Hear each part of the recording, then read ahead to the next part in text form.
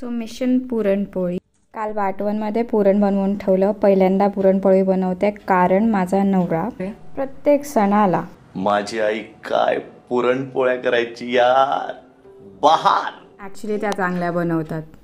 यूट्यूबवर बघितलं आपण कुठचं पण पीठ घेऊ शकतो. सो मी गव्हाचं पीठ घेतलं आहे, त्याच्यात हळद टाकली आहे, मीठ टाकलं आहे आणि भरपूर तेल लावून मॅरिनेट व्हायला ठेवले. 2 तासांनी हा डव जो सॉफ्ट झाला आहे. वाव, पुरणपोळीचा मेन तर आहे ना सीन ह्याच्यामुळेच आहे मला असं वाटतंय. आणि मोदक करायची सवय होती बाप्पाच्या वेळी, म्हणून ही पुरणपोळी भरता पण आली मला. आणि तशीच मग मी लाटली, पण खूप स्लोली लाटली. आणि जे पीठ इतकं सॉफ्ट आहे ना, मस्त वाटतं एकदम. आणि फायनली माझी पुरणपोळी बनली.